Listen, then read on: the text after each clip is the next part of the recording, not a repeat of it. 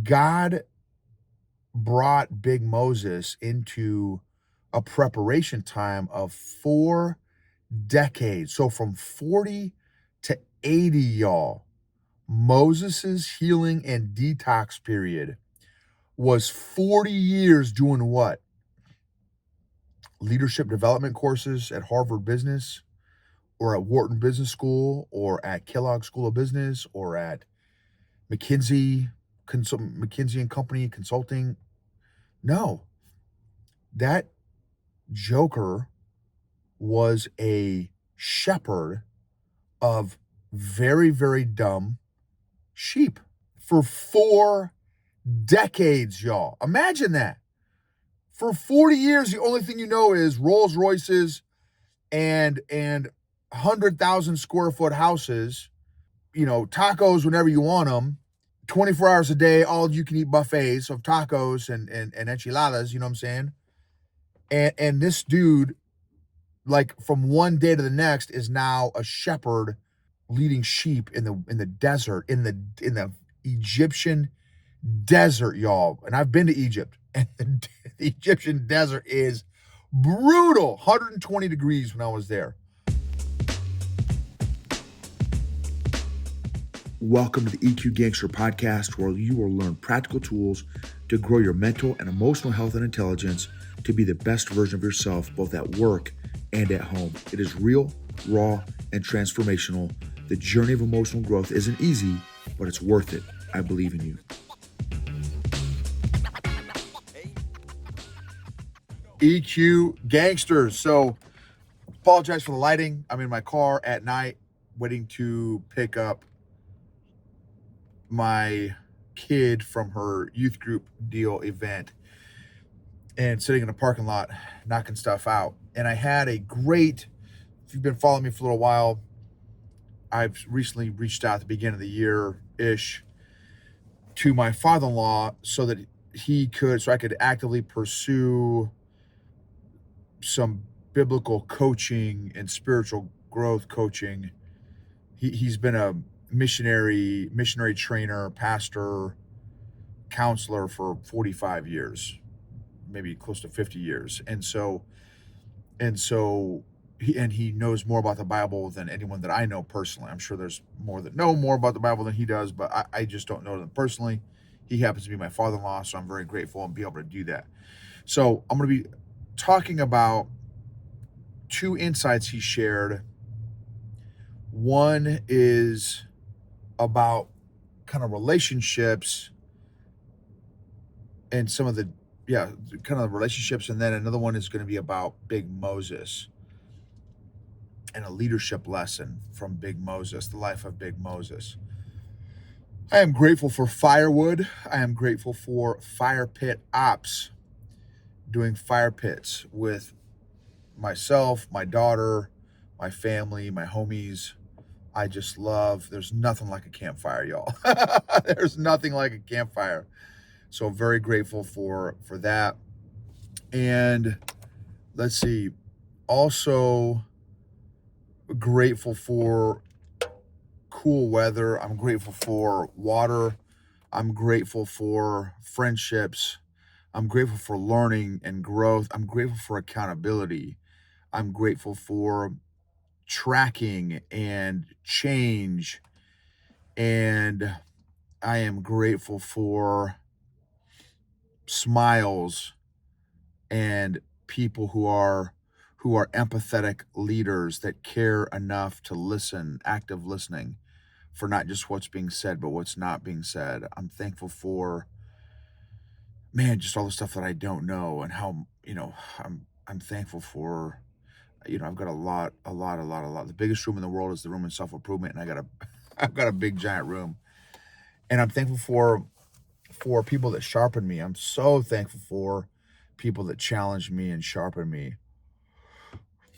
I'm thankful for momentum. I'm thankful for the concept of momentum, and that finally, as the Lord is helping me work through and get through my couple months long valley, I'm thankful for just growth, the opportunity to to get momentum. I feel like I'm slowly getting momentum. I'm on day 4 of tracking and being very, being consistent. So I'm very excited about that. It just feels really good to get back in that groove. Feel, just in a valley, it just by definition, right? It just doesn't feel good. And I haven't gotten comfortable yet being in a valley. It's still very uncomfortable for me to be in a valley. Unlike I use the analogy a lot, unlike jujitsu, where I'm very comfortable now being in very uncomfortable positions, letting them be in dominant positions, the power positions, mount, side control, back mount, knee on belly, north, south, whatever the position they want. And I'm anyway, so I'm very comfortable in that quote unquote. I mean, it's not a valley, right? Because I'm comfortable in it now. So I just need to apply, and I would like to get more comfortable in my life valleys and funks, and legitimately be able to put on like a safari hat, an explorer hat, and be able to do a better job of exploring and discovering. I'm not there yet because it was kind of rough the last couple months. So okay, and I'm thankful for consistency, the gift of consistency. I'm thankful for how I feel when I am consistent, and as a result, that feeling of momentum. And I'm thankful for being able to be in a space where I get to develop leaders and impact leaders. Okay, so the couple big points that I got from Dad Nap today, I'll do the Moses lesson first, and then I'll do the relationship lesson second. The Moses lesson, so quick recap here. Some may be familiar with the story, some may not be familiar with the story. Big Moses was, so his due to, I think it was King, oh man, I'm going to get it wrong. Some king back in the days. Some king was going after Jewish baby boys, Hebrew boys at the time. And so Moses's parents, to avoid their son Moses getting killed, they stuck him literally in a waterproof reed made basket and stuck him in a stream, and prayed that somebody would find him and be able to raise him, and so that he would avoid getting killed by this big initiative, this big political initiative to kill all the Hebrew boys at the time.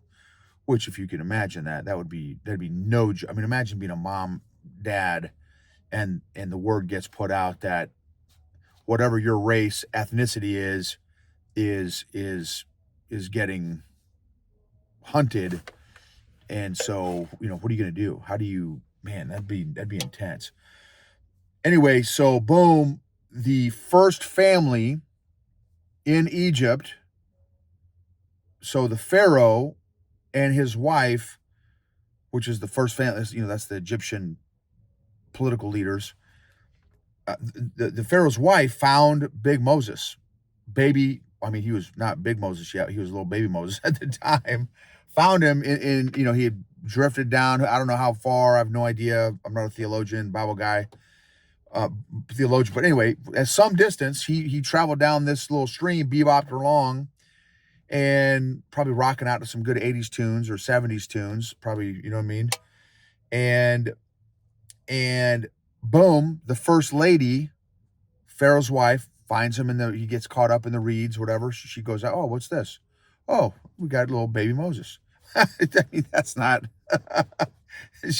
Anyway, so she finds baby Moses. Oh, I don't know if she named, I have no idea how they got the name. I don't know if Pharaoh's wife named him. Somehow he's baby Moses. Well, baby Moses gets raised in the White House, in the legit Egyptian White House, y'all. so Egypt at the time, and again, I'm not a historian, so you guys feel free to correct me if you're like Noble smoking crack. Egypt at the time, and again, in my limited history, public school skills here, and my limited Bible skills here, Egypt was the most powerful country, like in the area, like in the whole region, right? So he was literally raised in the White House, raised in the first family, right? So I mean, imagine there's servants probably everywhere, and so he's raised in the first family as like a not obviously not a blood lineage of the pharaohs, but as an adopted in kind of like dude in the family. So I mean, he grew up, his playmates, his buddies that he would be playing around football with and soccer and stuff with, probably practicing, jujitsu and stuff with, was I'm obviously joking about all that. I'm just painting some pictures here. Was the first family, was the kids of the first family, was the bloodline, the royal bloodline of the pharaohs, of the current sitting pharaoh family at the time. So he's again hanging out, playing around, growing up with, going to school with, getting educated with the kids in the first family. So I mean, they're rolling to school in, the big, what do they call it, Big Bertha, or that big bulletproof limousine that the president rides in. He's rolling with those guys. He's rolling with the big family. And so, imagine that's the life. That's the life he grew up in. He didn't know any other way than baller. Like that's how his people roll, is baller. And then at 40 years old, he's bebopping around Egypt. And again, he's part of the royal family. Everyone knows that this dude, because how he's dressed and everything else, this dude is part of the royal family.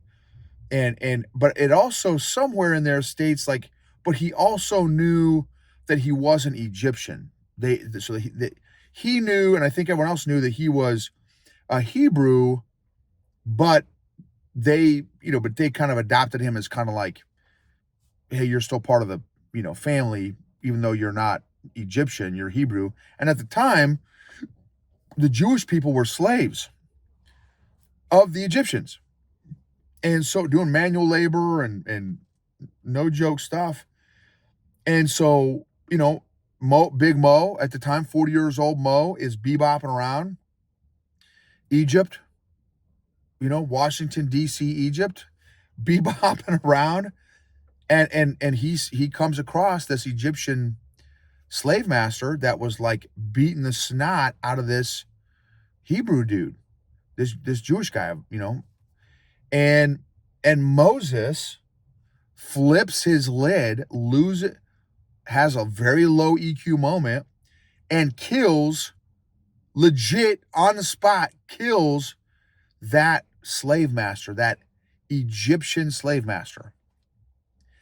And so in the kind of the heat of the moment, which is an 80s tune, by the way, and for all you Gen Xers out there, and he's like, oh snap.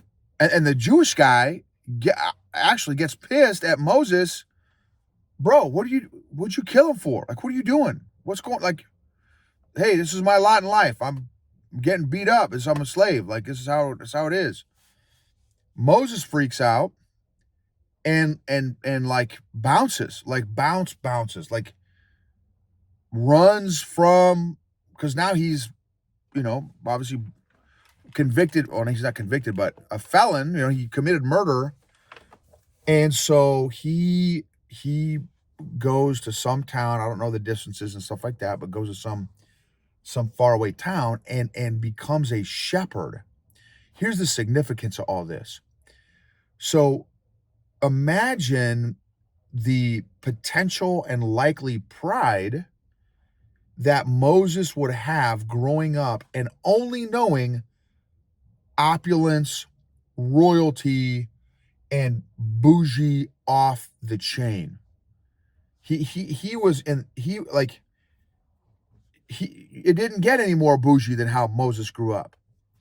And of course in that society, just probably like every other elite society or elite class of a society, many of them are told, "Hey, we're the elite class. We rule. We're the big cheeses around here." So the pride, the egos, potentially the arrogance that would come from growing up as, we all think, "Oh no, I'd be humble as the baller." Would we? I mean, I don't know. I didn't grow up as a big giant baller in the elite class of society. I have no idea how I would be. And so, I mean, I hope I would be humble and stuff, but who knows? I wasn't raised that way. So I can't imagine what that would be like. I've got a buddy of mine who actually grew up as a second generation or third generation billionaire, and I have no idea what it would be like to grow up just like there's nothing you can't do, buy, or afford. Well, I mean, there's limitations obviously on what you can do, but in terms of money, there's nothing that they that he that this that he can't afford, right? So again, same kind of scenario that Moses grew up in, and then to go be a shepherd. So God brought Big Moses into a preparation time of 4 decades. So from 40 to 80, y'all, Moses's healing and detox period was 40 years doing what? Leadership development courses at Harvard Business or at Wharton Business School or at Kellogg School of Business or at McKinsey, McKinsey and Company Consulting.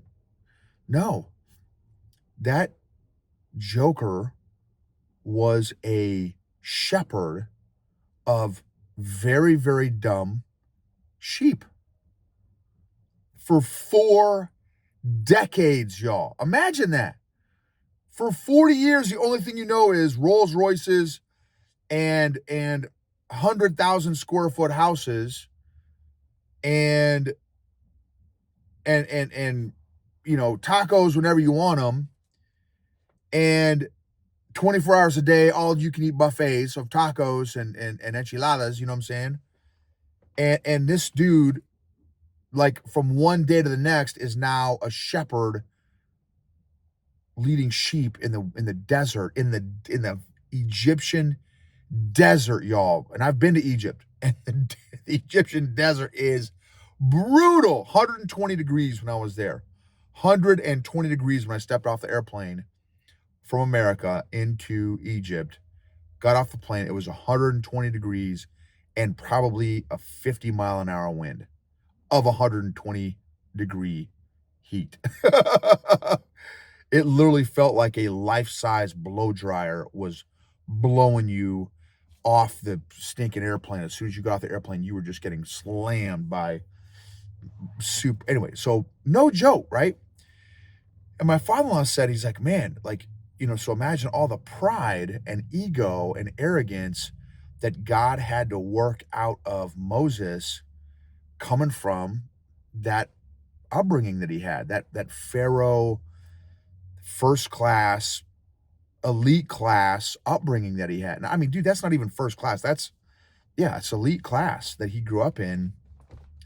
And then literally I don't want to say bottom of the barrel, because it wasn't like I mean, shepherds are, it's not like bottom of the barrel sort. I mean, he wasn't homeless per se. So he had a job, he had a mission, he had a purpose. But he wasn't like an engineer at NASA or a pilot at Boeing, or, you know what I mean? Like an IT guy at Google or something. He was a shepherd in the middle of the desert, y'all. And that was his training that God put him in, his preparation to lead the nation of Israel out of slavery in Egypt. 1 million people this dude led. And just I never thought about that 4 decades. I knew about the 4 decades of like preparation to lead the nation of Israel, but I didn't think about the pride and potential arrogance that would have to be kind of worked out of his heart as a result of his upbringing. But it's, I mean, it totally would make sense, and going from, I mean, man, from you don't, you're, I mean, I don't even know what that's not even a first world problem. That's like, what would have been Moses's big challenge growing up in the White House for 4 decades? They didn't get you your tacos. Your tacos were 5 minutes late, maybe from the. I don't know tacos weren't as warm as you. I have no idea what kind of problems. Like my billionaire buddy, right? I have no idea what kind of problems that guy has. As a zillionaire, I've got a couple buddies that are billionaires and stuff, and I know they have challenges. I don't know. I just don't know what they are.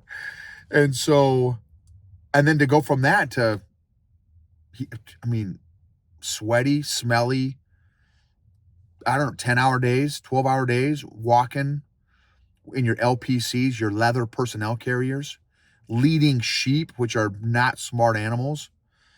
And so what's your and my preparation? What's God preparing you to do right now? Are you in a preparation season of your life? What needs to be worked out and worked into your heart in this preparation season that you might find yourself in? Or maybe you're in a transition season. Maybe you're between careers, you're between professions, between jobs, between, you know what I mean? What's he work? Or like me, I was just in a 2-month funk. I got to do some more reflection time. What was that all about? What is God preparing me for? How is he preparing me? How much pride and ego do I still have? How much selfishness? I almost don't want to know how much pride, ego, and selfishness I have. Oh, man. So I just thought that was such a neat thing. And then, of course, God called him up on the old burning bush bat phone, and 40 years into, after, into his shepherd ops. I mean, imagine, it's Wednesday at, 13:30, Wednesday at 1:30. He just got done having some lamb chops, you know what I'm saying? Or whatever he just had a Euro platter, and boom, he sees kind of on the crest of the hill. It's like, man, what is, dude, there's a bush on fire. What's going on here? Right? He sees the old bat phone. He's, boom, the old bat phone in the sky, goes over the old burning bush, and then God drops the ground you are standing on is holy ground. And you hear it from like the AT&T Verizon headquarters, like PA speaker system. You know what I'm saying? Boom. I mean, can you imagine that? And then basically God's like, hey, McFly, you are going to lead the nation of Israel out of Egypt. And Moses is like, hey, God, I've got one bar here, bro. You're coming in broken and distorted.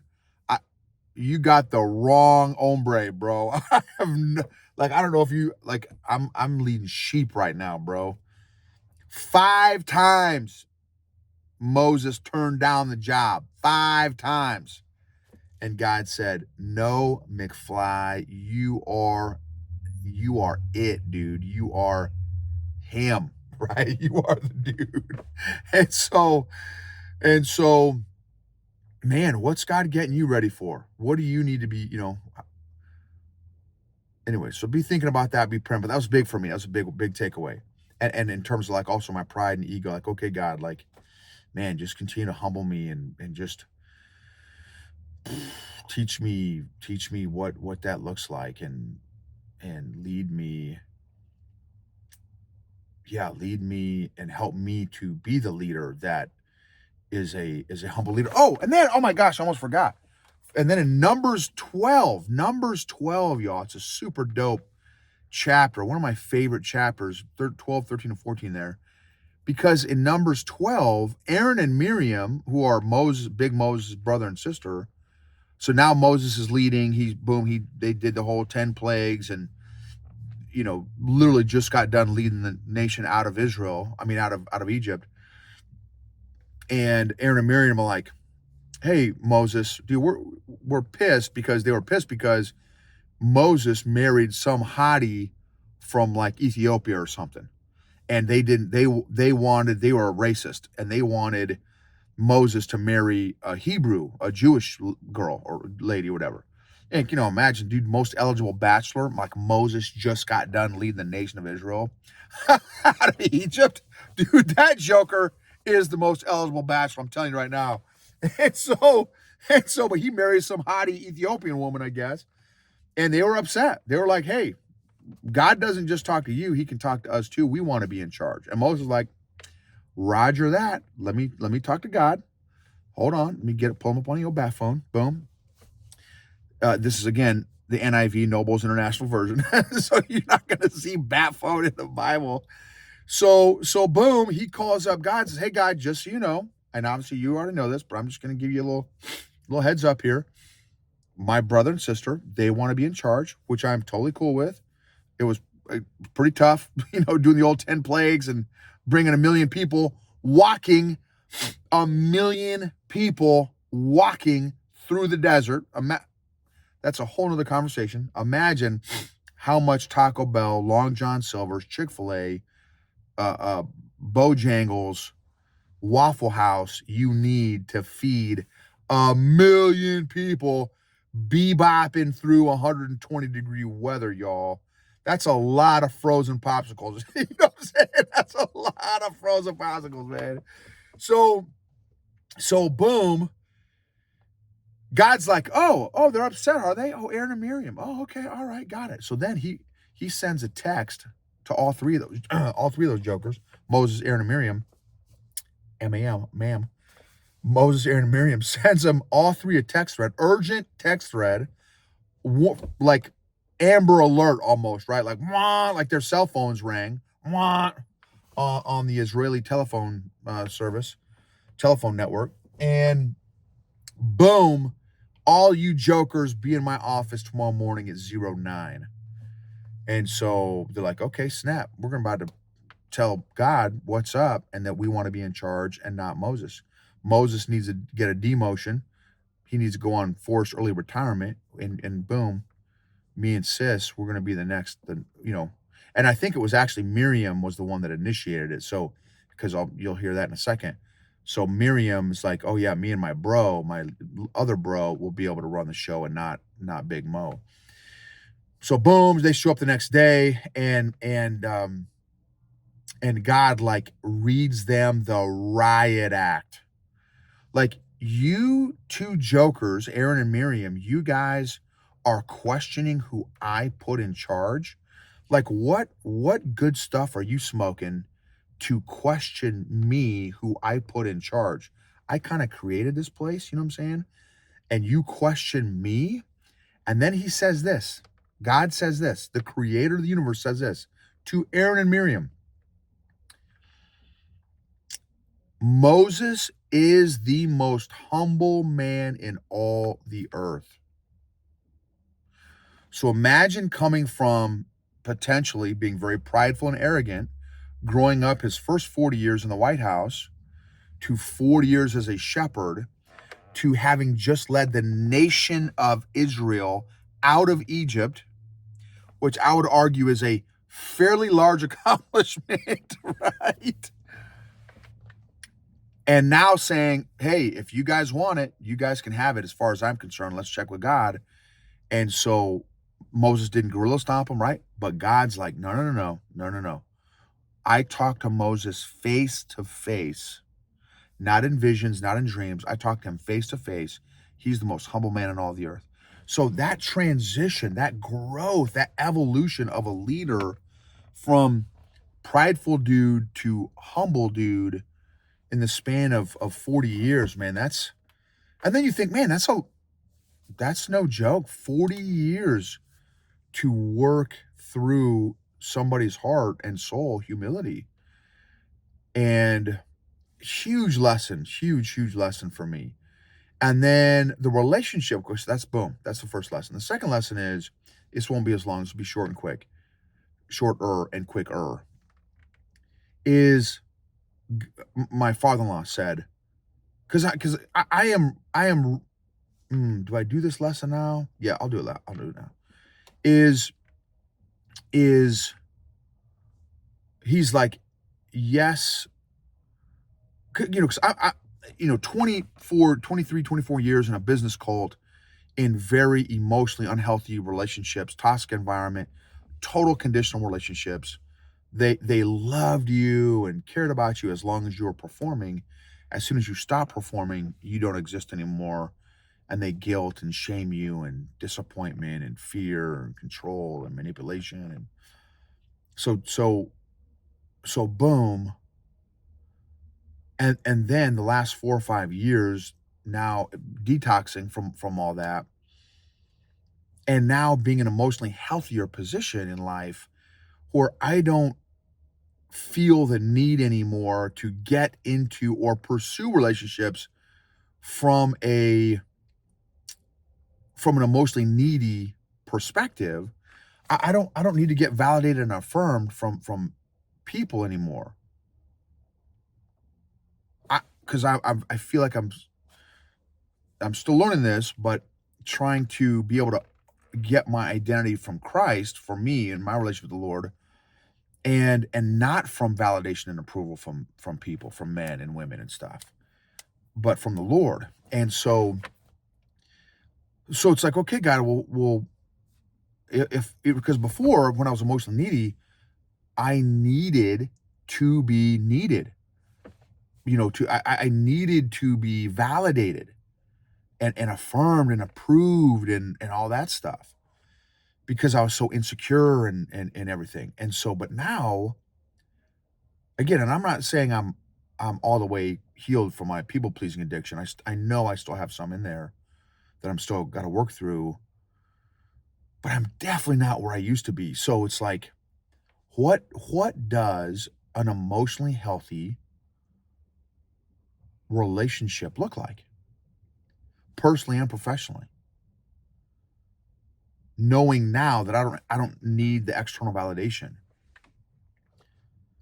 And so, or like I used to. And so, because I've really, to be honest, I don't say I've pushed people away, but I'm not pursuing people like I used to. Before, I'd pursue everybody because I wanted to get that validation. Now I don't. I mean, even they've different church groups and different. Hey, can you be part of this group or that group? No, I don't want to be a part of that group. I mean, I'm nice about it, but so I know it's part of my response mechanism and coping mechanism and survival mechanism that I've kind of, I went from before where I was 5 or 6 nights a week in kind of forced relationships because of this conditional business environment I was in. And now I swung the complete other side where it's like I don't want any relationships. I know that's not healthy either. So I've got to come back somewhere in the middle where, well, what relationships do I want to be in? Why do I want to be in these relationships? For what's the purpose? What's the goal? And the other thing that my father-in-law said was, he's like, look, dude, God knows where you're at in your growth journey. He knows your current gaps and deficiencies. And he will bring people that have spiritual gifts and strengths that you don't have, that you need at this phase in your growth journey. And so he's like, just be aware of that, be open to that. And he said, obviously, you may be that for somebody else too. So you don't want to shut down or push away somebody that either has a gift or strength that's going to be a part of your growth journey, or vice versa, that you're supposed to help them out in their growth journey. So that was also really helpful. That was really helpful perspective. So I want to be on the lookout, like, okay, number one, where are my gaps and deficiencies? Some obviously I'm going to be aware of.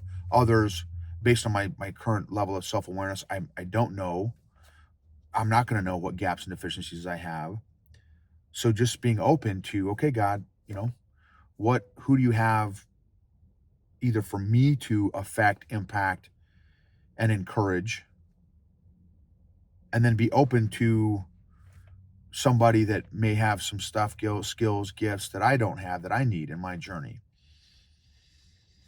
So, because he said it for him, there's a couple in his life. He's like, I normally wouldn't have hung out with this couple, but they had some skills and gifts that I didn't, that I really needed at that in that phase of my life.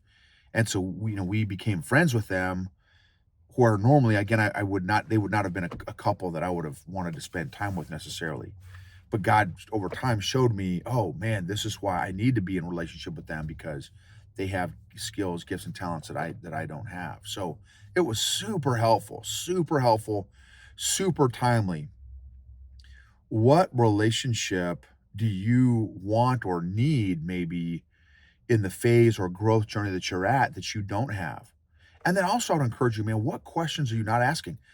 I didn't know that was even the direction of the conversation I was going to have with Dad Nap today. That was clearly what I needed to hear. That's what I needed to hear based on where I'm at in my growth journey. So thank you all for being part of this journey with me, sharing, rating, subscribing, sharing an episode maybe or review, sharing a review or an episode that might encourage somebody else in their growth journey.